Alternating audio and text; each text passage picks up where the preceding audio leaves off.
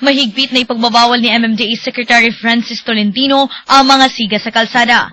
Kaugnay ito ng panukalang suspension sa number coding exemptions, mapapribado o pampublikong sasakyan na babaybay sa kakalsadahan ng Metro Manila.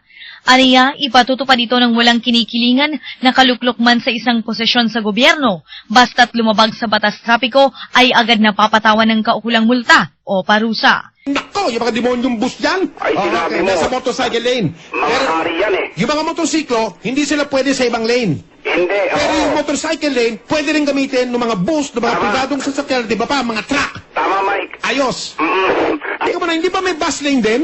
may bus lane. Hindi rin sinusunod yun. Hindi. Ay.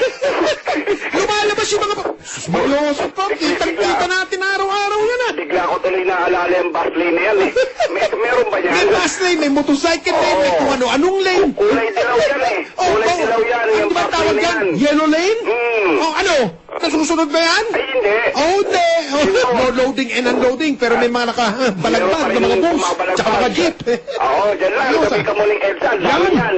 Oo. Ngayong araw ng Biyernes nga, inaasahan ang huling araw at pagtatapos nitong isang linggong dry run sa motorcycle lane. Kaya sa Lunes, inaasahan na rin daw na hindi na pagbibigyan nga mga pasaway ng mga motor rider na lalabag naman sa motorcycle lane. Ito si Mang Boy at nag-text dito ngayong umaga. Ang problema din natin ay hindi lang yung hindi pagsunod, pati yung pagpapatupad.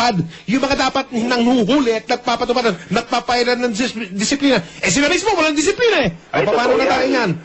Claire Diaz, MMDA News, tagasulong ng Metro.